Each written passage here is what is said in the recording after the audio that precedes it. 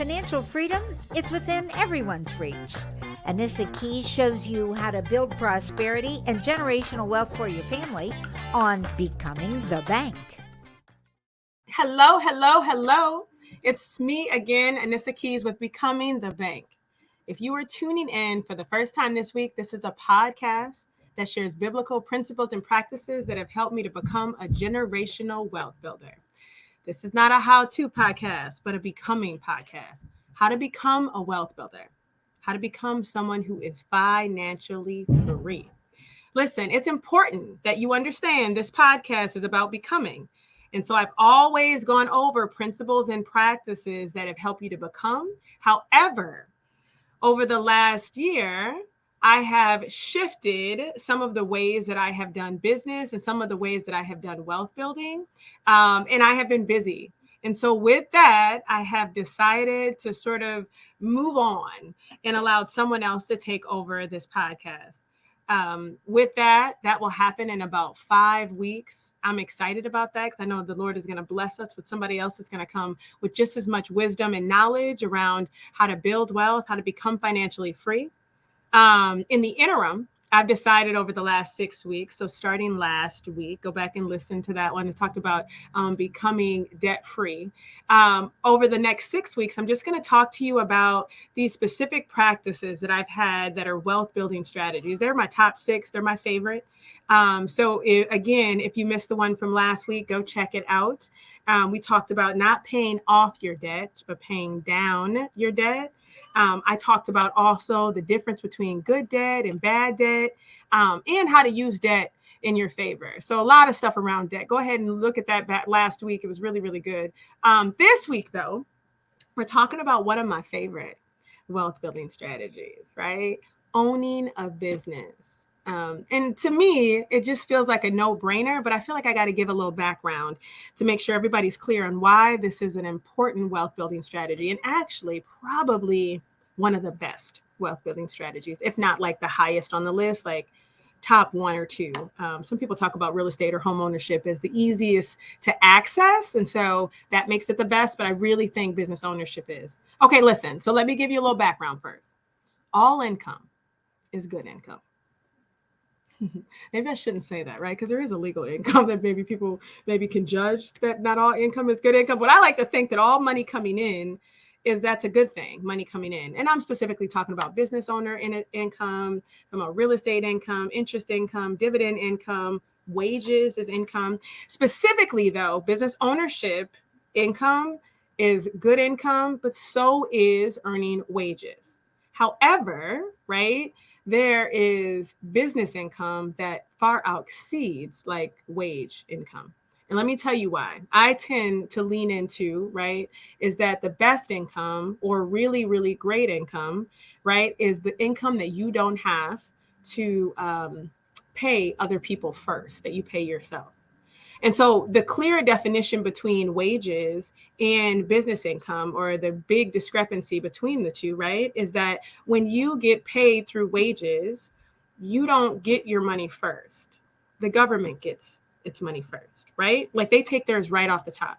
Before you have an opportunity to save, before you have an opportunity to pay down some debt or pay off your bills, like they get theirs. Before it even reaches your bank account, the IRS has already snatched, right, everything that they want to snatch from you, which it's not like that's bad income to have. It's just not the best income to have. It's the reason why owning a business is so significant, right? Is that you touch your money first. You deem where it goes, right? You deem how much of it goes that place. And you have a lot more control and leverage over your money. So again, all income is probably considered good income, but it's better to have business income because if you have wages, then you cannot control who touches your money first. The government has to get their piece first, period, right? Even as much as like, even if you lie, and I've heard of people doing this, well, what I do is that, I just claim, more exemptions and then all the money comes to me. Well, for now, right? But then at the end of the year, the government is still going to get their piece, and they're just going to like assess penalties and interest, right? And so they're going to get their money. Business income is the only income that allows you to be able to play with that income and to ensure that it hits your hands first. That's the most important part. It's the only way to truly have income that comes in that's really yours. That's really important. I want to give you some strategies in general for fully taking advantage of business ownership as a wealth building strategy. I know that everyone feels like they necessarily can't own their own business, that they need to have a certain skill set or a certain ability or a certain service or product to sell. And I want you to kind of rethink that. And I want to use some examples to kind of help you rethink that with some of the strategies that I've learned from my children, right? That I've learned from side hustles, that there is a way to almost monetize anything that you do and everything that you do. That there's a way that it can be packaged, even up to like just the knowledge that you have, the information that you have, that you can package that and you can monetize it. I mean, just look at now social media, that people are monetizing everything, like how they do the dishes, or how to dance. Like you can make money off of almost anything, and all of that is business income. And so I want to be able to give you some of these skills, right, that you can be able to take and think about really just like outside the box around like how business can really work for you as a wealth building strategy. All right, listen, I have my 5 children who teach me so much every day. But it's amazing about what they extract when you're a business owner. My mom was a business owner. I learned a lot from her. My kids started a lot younger than I did because that's all we talk about is business in our house. All we talk about is wealth building. Not all we talk about. It's a lot of our conversations. We talk about finances. It's really important. And so I'm actually like extracting my strategies from their stories, right? And so number one, I'm going to start with my oldest, who is currently 24 years old. But she started working at Foot Locker when she was 16 years old. She had an amazing discount, right? And she had an affinity for shoes. So it was like perfect for her and probably for Foot Locker, because what she did was she made money and then she gave it right back to them and bought some shoes. And then it was just that 6 cycle, right? And you would think that like she wouldn't find a way to be able to like do anything different with her money, which is what I initially thought. But what ended up happening, right, is she learned that she could have this really great discount of like 50%, like every couple of months. And what she also learned about herself is that shoes go in and out of style really quickly. And so she'll like shoes for about a week, and then she'll be like, it's time to switch them out. So what this young lady did, right, is she would buy these shoes and she would wear them for a week or 2 weeks or whatever. She would make sure she took care of them well, and then she would turn around and sell them, almost as if she hadn't purchased the shoes. She was just like borrowing the shoes for a little bit. So she always had dope shoes on, which for her was probably the most important part. But for me, the genius of it is that she would pack these shoes into her trunk of her car, and she would be in the parking lot after school selling shoes out of the trunk of her car. 16 years old. I'm like, okay, I see you. What this is important to like think about, right? Around this wealth building strategy with business income is, listen, you can sell things that you own, right? Here it is. Like, this is what's really important, right? You have to own it though to sell it. And that's one of the like strongest like wealth building strategies around business, right? Is you own your business, so you get to sell it. You get to sell the product, you get to sell the service, you get to sell how much time you use to be able to like do a particular service for somebody or a particular task. You, at the end of the time that you've built up your business, get to sell the whole business to somebody because you own it, which is a far cry from like when you don't own a business and you're working for somebody and you put in all your efforts, sometimes for 5 years, sometimes for 10, sometimes you retire there and you leave with nothing. You can't sell a product or services from that space. You can't benefit any sort of profitability from being there. And then at the end, when you leave, you left all of your time, all of your energy, all of your efforts in that business, and you leave with nothing. So this is the reason why, one reason why, right, wealth building strategy for business ownership is so key, is because if you own it, you can sell it. Okay. That's what my daughter taught us. Okay, listen, number 2, this is my second oldest. He has a lot of interest in sea life. And apparently for him and a friend, he got really hooked on catching crayfish out the Mississippi. I'm like, really? Like, He's been doing this for years, and now he's 17. He was just out there last summer. He just enjoys it. He thought it was fun, and eventually he asked me the question, Mom, do you think I could sell them? My response? Absolutely. Yes, son. That's what I love to hear, right? What's amazing about having your own business is you can do something that you like or something that you love, right? Now, I know that that's a no-brainer, but here's where that's significant. Psychologically, the things that drain us or pull from us are because typically it's not our flow. It's not what we were called to do. It's not necessarily enjoyable. And so we're working a job, which makes us probably less productive if it's not something we really like to do. It probably decreases our morale and for sure our productivity. Right. But in business, if you can find something that you really enjoy, well, then it makes work like making money real easy. Right. It makes it very simple, and it makes your morale higher. It makes your productivity higher. It helps you to sustain when there's harder times. It helps to make sure that it just in general that you can end up being successful because you love it. So business ownership also gives you power to deem what you're doing, right? And then you can sort of assign sort of all the energy that you want to that, because typically it's something you like or you love. That's huge. And that's a far difference between like working for somebody, doing things the way they want them done, in the fashion that they want it done in the time frame that they want it done in, right? And when you're in business, you get to drive that own. You get to drive your own sort of journey around that, and you get to pick what you like, what you want. And so my son was able to enjoy what he did, which made making money really easy. Okay, listen, very last strategy. My third kiddo, who recently, right, was asking me if he could go through my used giveaway items that I drop off at the Salvation Army. And then he started asking me, Mom, can I just, go to the thrift store with you when you go? I'm going to see if there's like, anything there of value. And I'm like, okay. And then eventually he started asking family members, right? He was asking them, hey, you guys got gently used shoes that I can have, or any other items, jewelry, old stuff that you don't want that's maybe name brand or maybe hard to find. Anyway, this kid gets a bunch of stuff for cheap, a bunch of stuff for free. And it was only until I found myself making regular trips to the post office to send stuff off. And I'm talking about to everywhere, like Canada and Poland, boy, sending stuff everywhere. He has like taken pictures of gently used items or things that he has found that have value that are maybe new, but people don't want them anymore.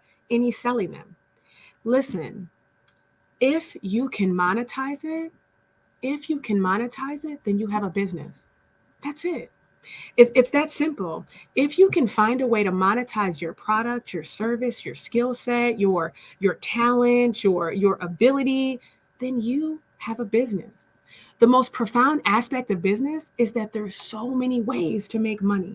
I mean, from a child that made millions from selling rocks with little faces on it. I don't know if y'all remember that when we were younger, right? He just took rocks, random rocks, made faces, glued some hair on them, and then sold them and named them, and like made millions of dollars. He was like 10 or something, right? To people branding themselves on social media networks, right? Doing random things. You see it all the time. And then you have some people that are just creating cool projects. Like there's all kinds of ways to make money. Business is everywhere, which means wealth is everywhere, right? Business opportunities are everywhere, which means wealth is everywhere. Everybody has accessibility to it. Hear me out. These are just some of the ideas around the wealth building strategy of business ownership. But business ownership in general is a wealth building strategy. You have to have a business. I know people are going to tell you something different. I know that wealth looks different for different people. If you want financial freedom, right? The quickest, fastest, most secure way to get there is business ownership. I just wanted to open your mind up a little bit. There's so much more to learn. I think you should dig into it, especially if you're looking to try to diversify what you're doing to bring in income. It's very important. I'm taking the next 5 weeks, right, to talk about wealth building strategies and practices. I've talked about one last week, which was around paying down your debt, not paying off your debt. Go back and listen to that. And then eventually I'll talk about 4 more over the next few weeks, and then I will transition to someone else. I hope this time blessed you today. I hope you heard something that you can take away or that piqued your interest, right? Or that you're able to sort of take and at least build on or dig into further. My hope is that you end up becoming a blessing and a resource to your family and your sphere of influence, and then eventually your community. This is Becoming the Bank with Anissa Keyes. I'll see you next time. Check back next week for more of Anissa's Kingdom Principles to Live a Prosperous Life. To find previous episodes of Becoming the Bank, log on to ShalettaMakesMeLaugh.com. You deserve more internet than what you get from just your cell phone. Get free high-speed internet at home, a $29.95 value when you qualify for Internet Essentials Plus and the Affordable Connectivity Program. Enjoy more streaming, gaming, and video chatting on more devices for free. With unlimited data and a wireless gateway included at no extra cost. No fees, no taxes, and no annual contract. Connect to more of what you love for free with Xfinity and the Affordable Connectivity Program. Click, call, or visit a store to learn more. All right, did you know I was the mommy slam dunk champion? Really? Yes, really, don't sound so surprised. Let's see it. Oh, you're ready. All right, here we go. Let's hear the crowd. So go to right, go to left, fake a mom. Mama, go up, mama! She did it. Again? You can't avoid gravity, but United Healthcare can help you avoid financial surprises by helping you compare costs and doctor quality ratings. United Healthcare. Uh-huh. It's time we get back into the family business and become bus drivers. Metro Transit is looking for operators. So get on over to their hiring event on Saturday, February 4th from 9 until noon at the new North Loop Garage in Minneapolis on 8th Avenue. You can apply in person and get interviewed on the spot. And here's the best part. You can test drive one of their 40-foot Metro Transit buses. And don't worry, staff members will be on hand to help you navigate that thing. But you got this. And they've got up to a $5,000 sign-on bonus for you if you get hired. Now, all y'all know we got kinfolk who have been Metro Transit bus drivers. Either your uncle, your cousin, grandpa, somebody. And they always had extra money in their pocket because this job pays well. And they've got good benefits. It's time we get back into the family business and become drivers. So get on over to the Metro Transit Bus Operator Hiring Event on Saturday, February 4th from 9 until noon and apply for one of these positions. You don't need experience and they'll pay for your training. You can't beat that. Just make sure you bring a valid driver's license and bring a friend. The more, the merrier. For more info, just go to metrotransit.org/drive.